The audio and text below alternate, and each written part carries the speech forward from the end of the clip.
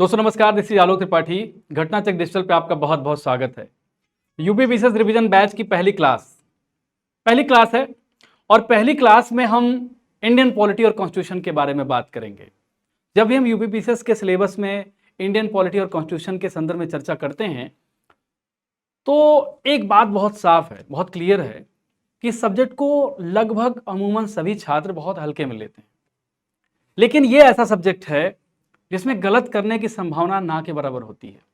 अगर आप इसमें गलत करके आएंगे तो आप कंपटीशन की दौड़ से बाहर हो जाएंगे। ऐसा मैं क्यों कह रहा हूं? क्योंकि ज़्यादातर जो एस्पिरेंट्स हैं, जो प्रतियोगी हैं, इसमें प्रश्न सही करके आते हैं। गलती कहाँ होती है? गलती होती है अवधारणाओं को समझने में। कंसेप्चुअल अंडरस्टैंडिंग जो होती है वो इस सब्जेक्ट के लिए सबसे महत्वपूर्ण है।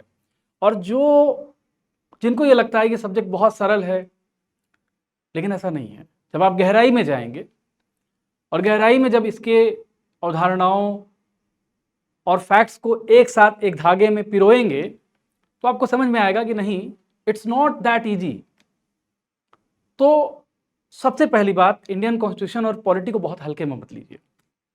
और दूसरी बात, जब हम भारतीय संविधान और राज्य व्यवस्था के बारे में बात करते हैं तो हमको एक बात पर बहुत एम्फेसिस करना चाहिए।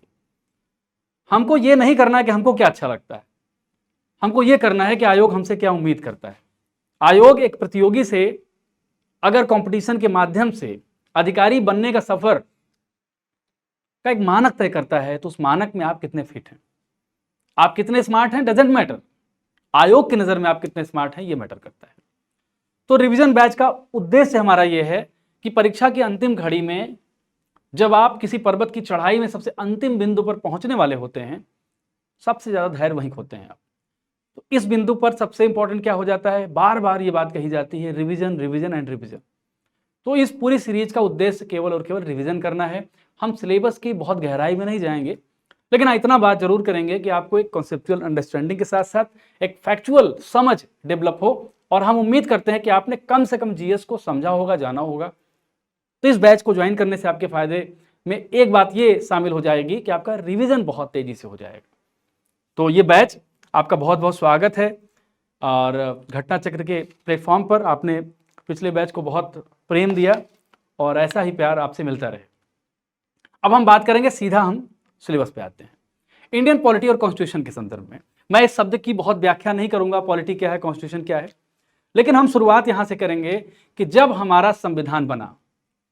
संविधान बनने को आप यूं ही मत समझिए, ये कोई घटना नहीं थी, ये एक परिघटना थी। भारतीय संविधान का बनना, Indian constitution, making of Indian constitution. जब भारतीय संविधान के बनने की हम बात करते हैं तो इसमें दो बातें बहुत इंपॉर्टेंट हैं। पहली बात, जब भी भारतीय संविधान के बनने की बात होती है हम उसका उद्विकास देखते हैं। What is the background behind it, ये देखते हैं, बैकग्राउंड देखते हैं। और दूसरी चीज क्या देखते हैं?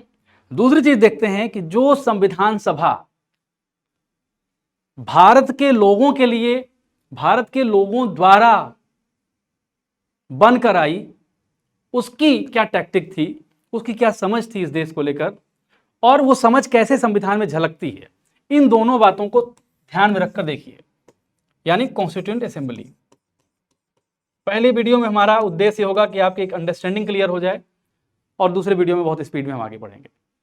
जब हम इंडियन कॉन्स्टिट्यूएंट असेंबली की बात करते हैं, कॉन्स्टिट्यूएंट असेंबली की बात करते हैं, तो इसमें आपको पता है कि भारत के सबसे ज्यादा पढ़े लिखे, जहीन, काबिल, समझदार और दुनिया विदेश से पढ़कर लिखकर आए अलग अलग संविधान के ज्ञाता, निर्माता, जानकार, निर्माता शब्द नहीं कहूंगा, निर्माता तो इस संविधान के थे, लेकिन अद्भुत ज्ञान का भंडार समेटे इस असेंबली में जाते हैं। लेकिन उनके ज्ञान के साथ भी कहा जाता है ना, experience is the most fundamental knowledge. ये नॉलेज उनके अंदर था, लेकिन उन्होंने भारत के अनुभव से बहुत कुछ सीखा। और वो अनुभव क्या था? जब हम उपनिवेश बनते हैं, आप याद करिए प्लासी का युद्ध 1757। एट दैट जंक्चर जो ईस्ट इंडिया कंपनी थी उसको ये लगता था कि भारत में उसका काम केवल और केवल व्यापार करना है, मसाला बेचकर या यहाँ के कच्चे माल का इस्तेमाल करके ब्रिटिश बाजार में, यूरोपियन बाजार में बेचना। और फिर कई बार ऐसा होता था कि यहाँ का कच्चा माल लिया और वहाँ जाकर बनाया और यहीं के बाजार में बेच रहे हैं। तो कुल मिलाकर व्यापार करना उनका मुख्य उद्देश्य था। लेकिन आफ्टर द बक्सर, प्लासी बक्सर, 2 युद्धों के बाद अंग्रेजी ईस्ट इंडिया कंपनी को लग गया कि भारत को केवल और केवल व्यापारिक उद्देश्यों के लिए इस्तेमाल करना ठीक नहीं है, यहां कब्जा भी किया जा सकता है। जैसे आप किसी जगह बिजनेस करने जाएं, मान लीजिए आप किसी जगह बिजनेस करने जा रहे हैं और बिजनेस में बहुत बढ़िया कर रहे हैं आप, और वहां जाकर आपको ये लगता है कि भाई बिजनेस नहीं, यहाँ घर भी बनाया जा सकता है, यहाँ के लोगों को अपना गुलाम बनाया जा सकता है, क्योंकि यहाँ लेबर सस्ता है, लोगों की कॉन्शियस अपनी डेवलप नहीं है। बहुत सारे लोग नाराज हो जाएंगे मैं भारत की कॉन्शियस की बात कर रहा हूँ, लेकिन सच है। अगर आप लॉजिकल हैं, साइंटिफिक हैं, तो आपको स्वीकार करना पड़ेगा कि आधुनिकता के दौर से भारत पीछे था उस समय। हालांकि इकोनॉमी में हमारी इकोनॉमी 25% थी उस समय जब अंग्रेजों का आगमन होता है, और जब अंग्रेज यहाँ से जाते हैं तो वैश्विक स्तर पर हमारी इकोनॉमी तकरीबन आ गई 2% के आसपास। मतलब गंभीर शोषण, मानव इतिहास में इस तरह का शोषण बहुत कम देखने को मिलता है। पॉवर्टी एंड अनब्रिटिश रूल, आप किताब देखेंगे दादा भाई नौरोजी की, उन्होंने बहुत लॉजिकल ढंग से इस बात को एक्सप्लेन किया। मैं ये चर्चा क्यों कर रहा हूँ? मैं चर्चा इसलिए कर रहा हूँ कि जिस दास्ता की जंजीर से ये सफर शुरू होता है, और बाद में जब 1858 का एक्ट आता है, 1858 का एक्ट आता है, इस एक्ट की खासियत क्या थी? 1858 का एक्ट, 1857 का जो स्ट्रगल होता है या क्रांति कह लीजिए, जो भी कह लीजिए, मैं उसके डिबेट में नहीं जाऊंगा। 1858 का एक्ट आता है, इसका नाम तो होता है act for better government, act for better government. लेकिन खास बात क्या थी? पहली बार भारत के इतिहास में पहली बार डायरेक्ट क्राउन का शासन होता है। क्राउन डायरेक्ट भारतीयों को नियंत्रित करेगा। क्राउन का मतलब क्या होता है? क्राउन का मतलब अगर आप बेसिक समझना चाहें तो क्राउन का मतलब बेसिकली राजा से है, लेकिन राजा से एक्चुअली नहीं है। जैसे वहां संवैधानिक राजतंत्र है तो असली जो कमान है वहां की संसद के पास है, वहां के पीएम के पास है, कैबिनेट के पास है। तो क्राउन में पार्लियामेंट आती है, और अगर एग्जीक्यूटिव मामलों की बात करेंगे हम तो पीएम और उसकी कैबिनेट आती है। यानी क्राउन के डायरेक्ट नियंत्रण में 1858 के एक्ट के तहत पहली बार भारत को लाया गया, और इसमें एक नया सदस्य चुना गया, सेक्रेटरी ऑफ स्टेट। ये सदस्य पहली बार ये सदस्य चुना गया, सेक्रेटरी ऑफ स्टेट, यानी भारत सचिव। भारत सचिव को चुना गया, क्यों? क्योंकि वो भारतीय मामलों को देखेगा। भारत सचिव, क्या? भारत सचिव। और इसकी सहायता के लिए 15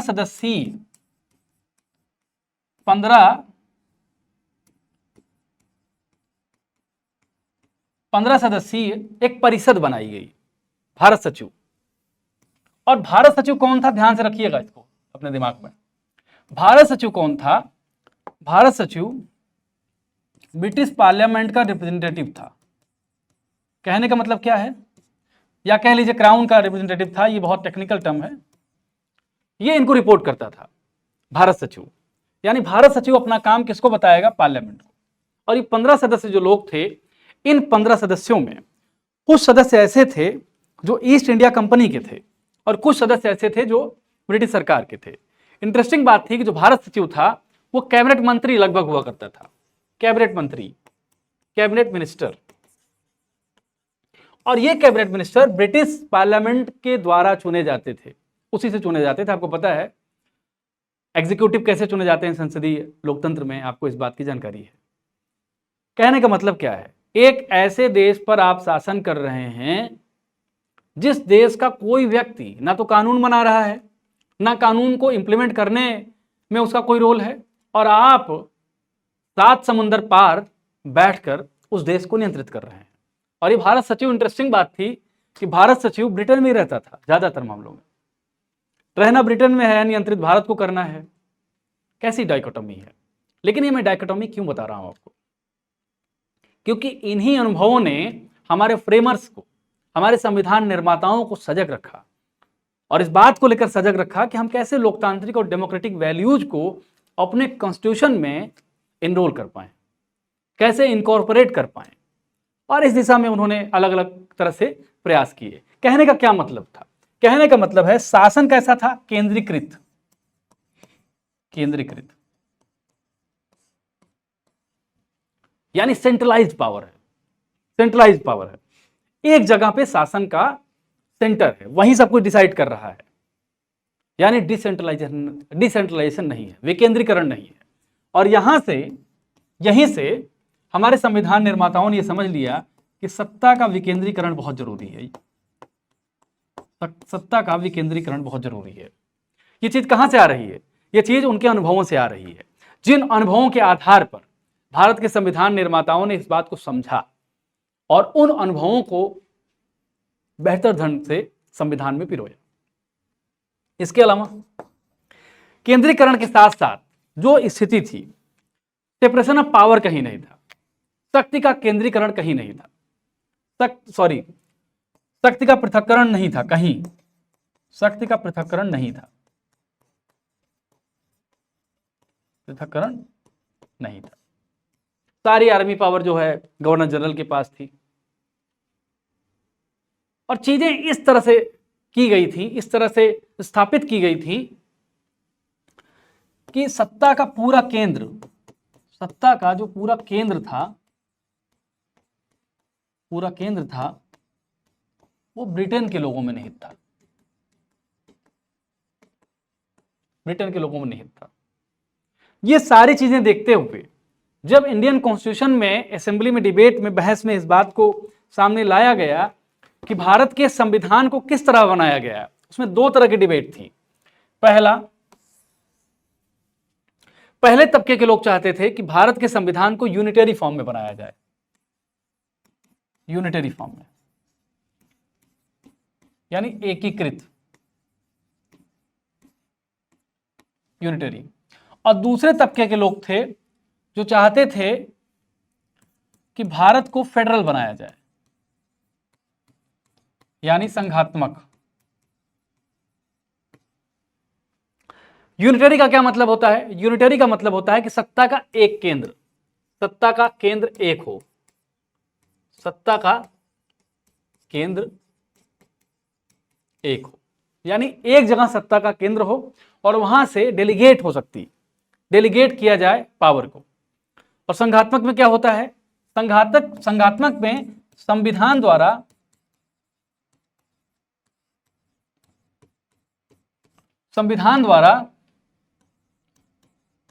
शक्तियों का बंटवारा, स्पष्ट बंटवारा, शक्तियों का स्पष्ट बंटवारा।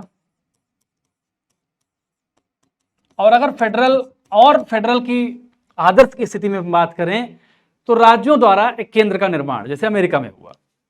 अब ये दोनों कॉन्सेप्ट भारत के संविधान निर्माताओं के समक्ष थे। मैं 1858 के एक्ट, 1861 का एक्ट, उसके बाद जो भी जितने एक्ट आए उसके संदर्भ में चर्चा करूंगा, लेकिन ये मैं बताने का प्रयास कर रहा हूं कि भारतीय संविधान में जो चीजें आई वो केवल भारतीय संविधान के जो निर्माता थे उनकी बुद्धि की उपज ना होकर हमारे संविधान निर्माताओं के अनुभवों का भी नतीजा था। तो एकीकृत में समस्या क्या थी? एकीकृत में प्रॉब्लम क्या थी? देखिए, जब एकीकृत के संदर्भ में डिबेट होने लगी तो भारत के संविधान निर्माताओं के दिमाग में एक बात आई, अगर शक्ति का केंद्रीकरण हुआ, अगर शक्ति का केंद्रीकरण हुआ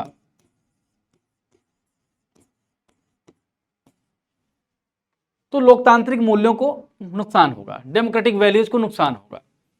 कैसे नुकसान होगा? क्योंकि शक्ति का अगर केंद्रीकरण होगा तो जिस व्यक्ति, जिस संस्था में शक्ति का केंद्रीकरण होगा वो चाहेगी कि सारी शक्ति उसके पास ही रहे। और इसमें नुकसान किसका होगा? इसमें नुकसान लोकतंत्र को होगा, देश की जनता का होगा।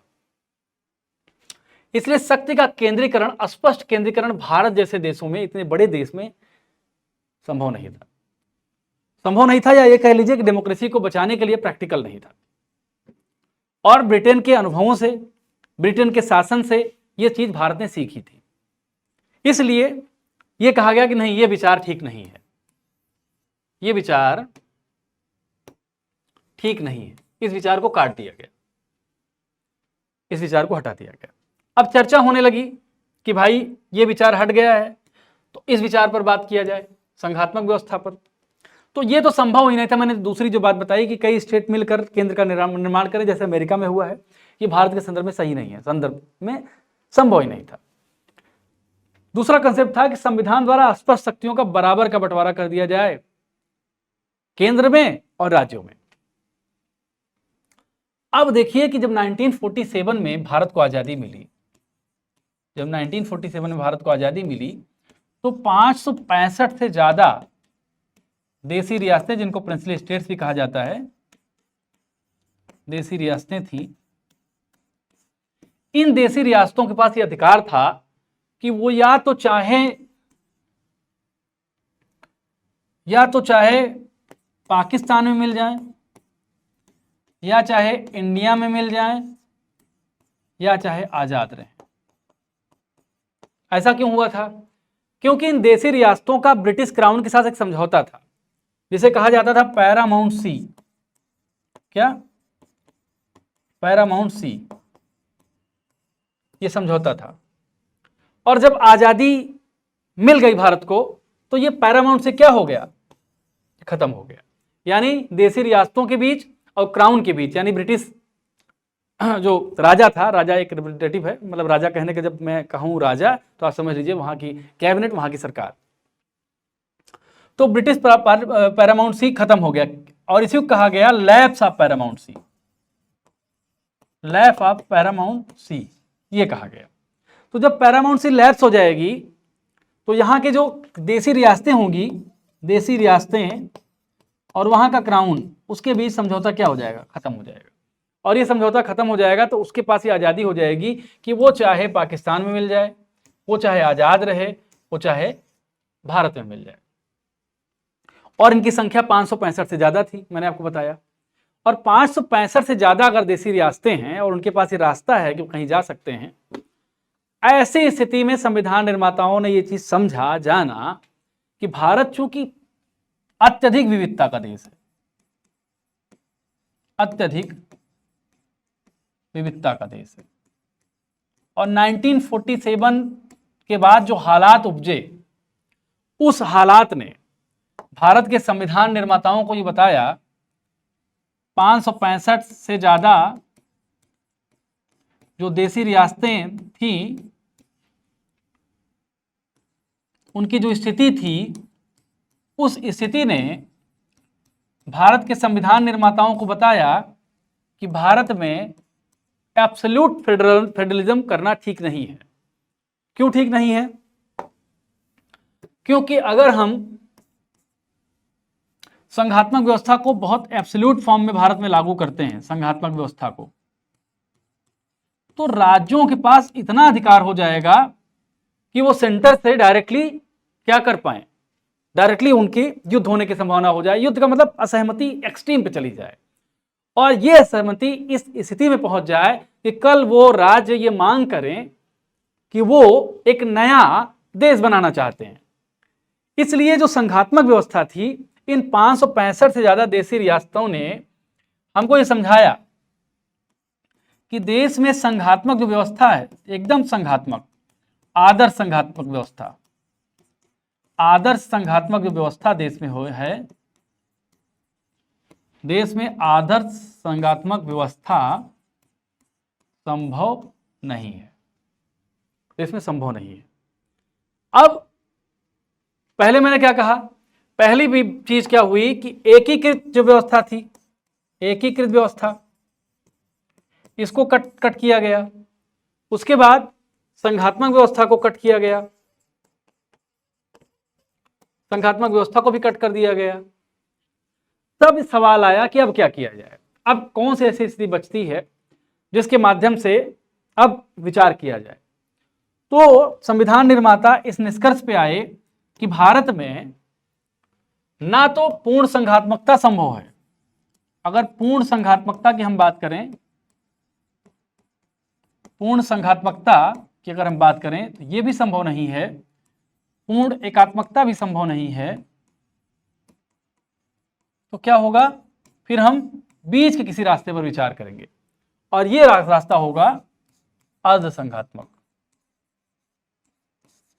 अर्धसंघात्मक, अर्धसंघात्मक ये रास्ता होगा। अर्धसंघात्मक मतलब कोफेडरल इंग्लिश में।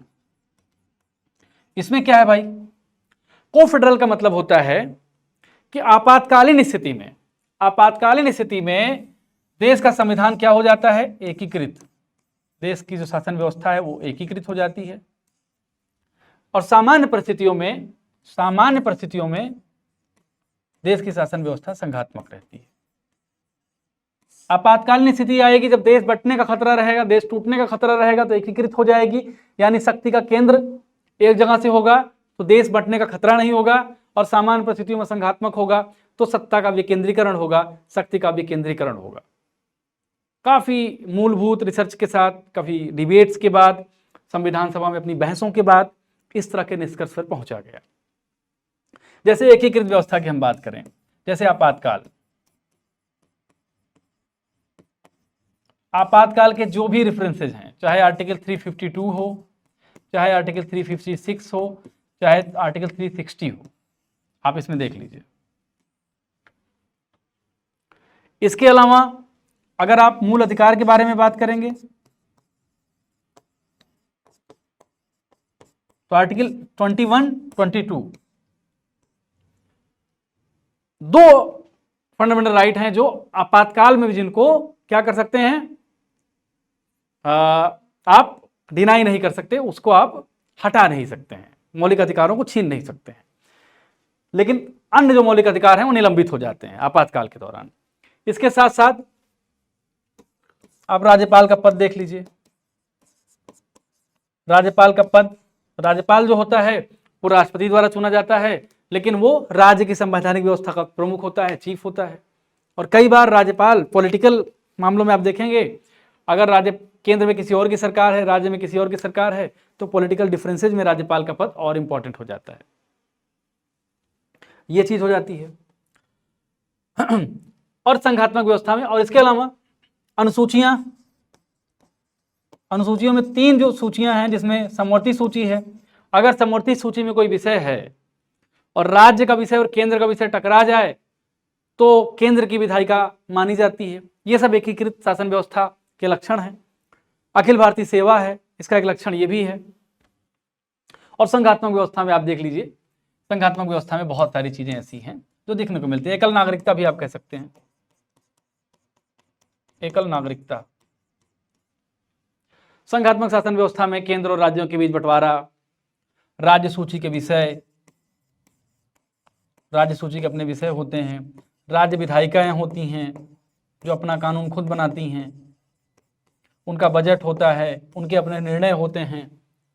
तो ये एक बैलेंस अप्रोच के तहत अर्धसंघात्मक व्यवस्था बनाई गई ताकि राष्ट्र की अखंडता भी बची रहे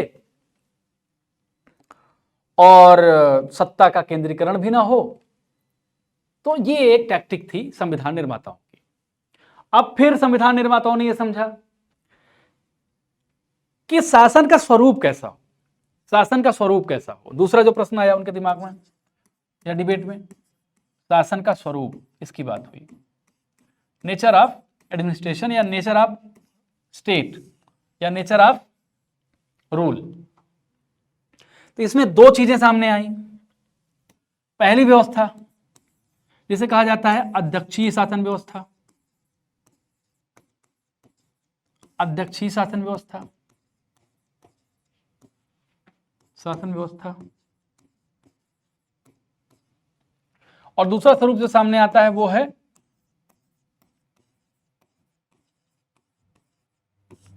संसदीय शासन व्यवस्था।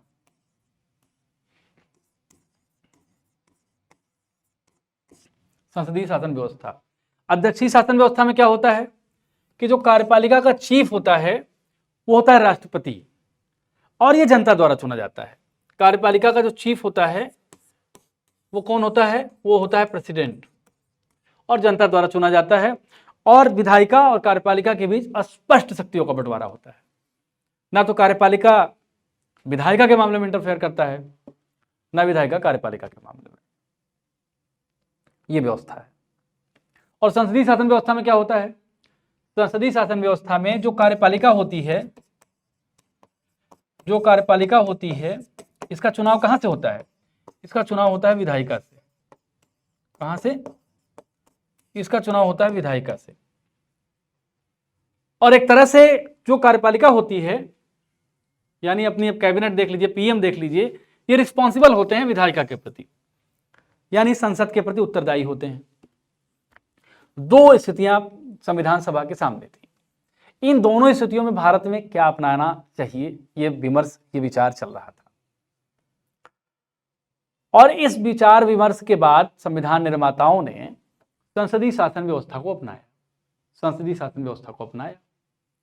अब संसदीय शासन व्यवस्था को क्यों अपनाया, यह भी अपने आप में सवाल है। अध्यक्षीय शासन व्यवस्था में प्रश्न आया संविधान निर्माताओं के संदर्भ में उनके समक्ष, तो उनको लगा कि अगर संसदीय शासन व्यवस्था के इतर हम अध्यक्षीय शासन व्यवस्था को अडॉप्ट करते हैं और कोई एक व्यक्ति जनता के पॉपुलर वोट से प्रेसिडेंट बनता है, तो भारत चूंकि लगातार संघर्षों के द्वारा आजादी पाकर लोकतंत्र बनने की राह पर है, डेमोक्रेसी बनने की राह पर है, और भारत की जनता की कॉन्शियसनेस, चेतना की विकसित होने का समय है। और इस यात्रा में अगर किसी ऐसे पद का सृजन किया जाता है, ऐसे पद को बनाया जाता है, उसका निर्माण किया जाता है जिसमें जनता डायरेक्टली वोट देकर प्रेसिडेंट का चयन करती है, तो प्रेसिडेंट के तानाशाह बनने की बहुत संभावना होगी। क्योंकि हम एक नवोदित लोकतंत्र हैं, नए बन रहे लोकतंत्र हैं, और दुनिया की जो परिस्थिति बन रही थी, उस परिस्थिति में भारत कहां बैठता है, ये सारी चीजें पर विचार हुआ। और इस विचार को खारिज कर दिया गया कि डायरेक्टली जनता एग्जीक्यूटिव चीफ को ना चुने, बल्कि जनता क्या करे, जनता पहले मेंबर ऑफ पार्लियामेंट को चुने, और वो मेंबर ऑफ पार्लियामेंट, वो मेंबरान, वो प्रधानमंत्री का चयन करे। कई बार चुनाव में आप देखते हैं ना, विपक्षी पार्टियां कहती हैं, कोई विरोधी दल कहता है कि आपने पीएम का अनाउंस नहीं किया, आपने सीएम का अनाउंस नहीं किया। एक्चुअली ये बात ही संविधान विरुद्ध है सही मायने में। भाई, पीएम और सीएम का अनाउंसमेंट तो एक्चुअली वो सांसद करते हैं, सांसद चुनते हैं, जनता नहीं चुनती पीएम को, पहली बात। तो संसदीय शासन व्यवस्था में लोकतांत्रिक जो मूल्य होते हैं, लोकतांत्रिक मूल्य, इन मूल्यों को संसदीय शासन व्यवस्था में ज्यादा बेहतर तरीके से देखा गया। दूसरी चीज, एक बात और थी, भारत लगातार लंबे समय से ब्रिटिश क्राउन के साथ था और ब्रिटिश क्राउन का आधिपत्य था उस पर। तो भारत में जो परंपराएं बन रही थी, रेगुलेटिंग एक्ट के बाद से, आप चाहे पिट्स इंडिया एक्ट देखोगे, 1791 का एक्ट है, 1833 का एक्ट है, 1858 का एक्ट है, एक्ट ऑफ गुड गवर्नमेंट, ये सारे एक्ट्स एक तरह से भारतीय जो जनता थी और भारत के जो लोग पढ़े लिखे लोग थे, नेता थे, समझदार लोग थे, वो इसके एडॉप्टिव हो चुके थे, यानी उसमें ढल चुके थे। और भारत की संसदीय शासन व्यवस्था या ब्रिटेन की संसदीय शासन व्यवस्था को ज्यादा बेहतर तरीके से अडॉप्ट कर पाते, क्योंकि परंपरा में भी हमने वही चीज की थी। इसलिए भारत ने क्या अडॉप्ट किया? भारत ने संसदीय शासन व्यवस्था को अडॉप्ट किया, संसदीय शासन व्यवस्था को अडॉप्ट किया। और संसदीय शासन व्यवस्था को अडॉप्ट करने के बारे में हम जब चर्चा करते हैं, तो ये संसदीय शासन व्यवस्था अडॉप्ट की जाती है ब्रिटेन से, और इसको कहा जाता है Westminster model. Westminster model, Westminster model इसको कहा जाता है। और इसमें एक कंसेप्ट होता है, rule of law. Rule of law, rule will be the same whether you are a common person और प्रेसिडेंट, ये कहा जाता है। तो विधि का शासन कहा जाता है। विधि का शासन सबसे इंपॉर्टेंट है, विधि सर्वोच्च है। ये संसदीय व्यवस्था की बात करते हैं। अब फिर चर्चा हुई मूल अधिकार की। मूल अधिकार की चर्चा हुई। मूल अधिकार भारतीय संविधान में रखने का क्या उद्देश्य रहा होगा? तो मूल अधिकार भारतीय संविधान में रखने का जब उद्देश्य की हम चर्चा करते हैं, तो इसमें भी दो बातें हैं। पहली चीज भारत के संविधान निर्माताओं और भारत का एक्सपीरियंस, और दूसरी चीज इंटेलेक्ट।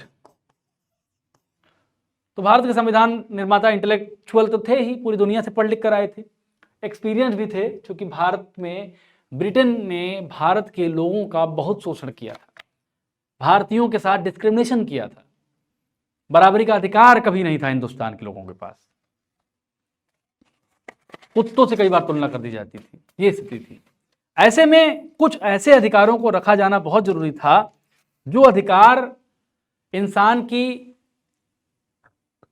उस यात्रा में साथ रहें जो जीवन में लगातार आगे बढ़ने की होती है, फिजिकल मेंटल तरीके से जीवन जीने की होती है। और एक व्यक्ति तभी अपने जीवन में उत्तरोत्तर विकास की ओर जा सकता है जब उसको आज़ादी हो, उसके पास अधिकार। तो फंडामेंटल राइट में राइट टू एक्सप्रेशन, आने जाने की आज़ादी, बोलने की आज़ादी, किसी भी धर्म को प्रैक्टिस करने की आज़ादी, अगर स्टेट आपके खिलाफ जा रहा है तो उसके खिलाफ कोर्ट जाने की आज़ादी, पुलिस आपको अरेस्ट कर रही है तो अरेस्ट के 24 घंटे में किसी मजिस्ट्रेट के समक्ष प्रस्तुत होने की आज़ादी या अधिकार, ये सारे अधिकार इसीलिए रखे गए, इसीलिए प्रिजर्व किए गए ताकि डेमोक्रेसी की जो मूल अवधारणा होती है, डेमोक्रेसी की मूल अवधारणा में जनता केंद्र होती है, उस अवधारणा को मजबूत करने की बात के तहत भारत में फंडामेंटल राइट्स को रखा गया।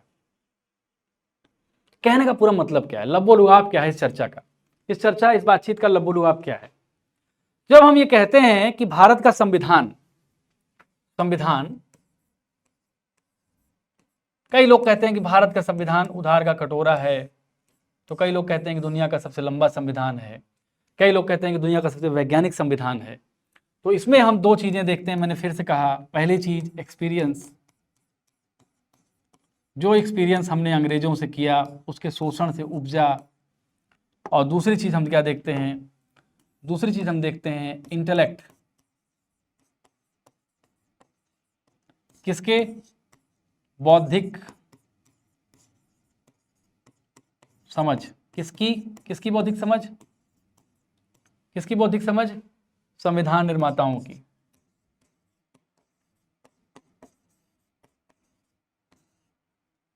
संविधान निर्माताओं की, इन दोनों ने बहुत महत्वपूर्ण रोल प्ले किया। अनुभवों से हमने क्या सीखा कि अंग्रेजों ने जैसे हमारे साथ बिहेव किया था, ब्रिटिश रूल के तहत जो भी कॉन्सिक्वेंसेस थे, इसके परिणाम थे, उन परिणामों से हमने ये सारी चीजें सीखी और सब कुछ जो है भारत के संविधान में अडॉप्ट किया। जब हम फंडामेंटल राइट की बात करते हैं तो हमने देखा कि ब्रिटिश सरकार ने किस तरह भारतीयों का शोषण किया, कोई अधिकार नहीं था भारतीयों में, और ब्रिटिश नागरिकों में किस तरह से डिस्क्रिमिनेशन किया जाता था, उसको उच्चतर, इनको निम्नतर समझा जाता था, इसको समझते हुए रखा गया। शक्ति का पृथक्करण लागू किया गया, सेपरेशन ऑफ पावर को लागू किया गया, क्योंकि हमने देखा है कि शक्ति का पृथक्करण जहां नहीं होता वहां किस तरह की कीमत इस देश ने चुकाई। इंडिपेंडेंस ऑफ जुडिशरी रखी गई ताकि स्टेट और व्यक्ति दोनों को न्याय स्टेट के शोषण के खिलाफ व्यक्ति को न्याय मिल पाए और आपसी झगड़े झंझट को सुलझाने के लिए भी एक ऑटोनॉमस बॉडी हो जो संविधान को एक्सप्लेन करे, अगर अपेक्स ऑटोनॉमस बॉडी की बात मैं कर रहा हूं। इसके साथ साथ रिलीजन के संदर्भ में, क्योंकि भारत इतना विविधता वाला देश था और यहाँ किसी भी धर्म को प्रश्रय नहीं दिया गया, एक मॉडर्न स्टेट के लिए सेकुलरिज्म के कंसेप्ट को रखा गया, एकल नागरिकता के कंसेप्ट को रखा गया, और भारत में प्रेमबल की पूरी बात रखी गई। प्रेमबल में हम भारत के लोग, we the people of India लिखा गया। We the people of India का मतलब सोर्स ऑफ द कॉन्स्टिट्यूशन कौन है, इस देश की जनता है, इस देश की जनता खुद मुख्तार है, अपने आप में आजाद है। प्रेमबल की व्यवस्था भी की गई।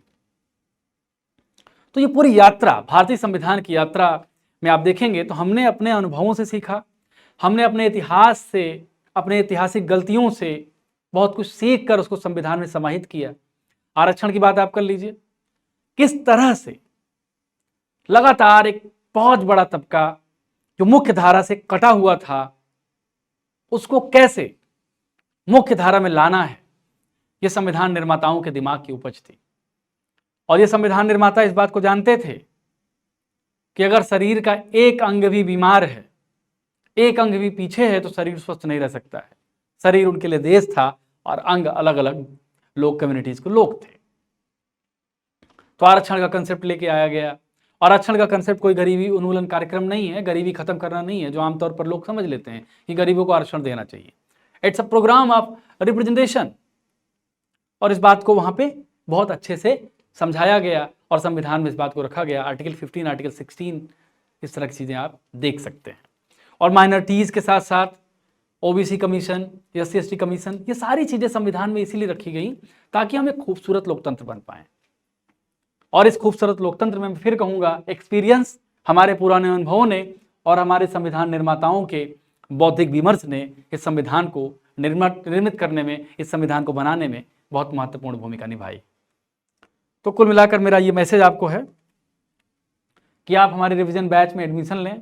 कमेंट में एक लिंक दिया जाएगा, उस लिंक के माध्यम से अगर आप एडमिशन लेते हैं तो आपको कुछ % छूट मिल जाएगी।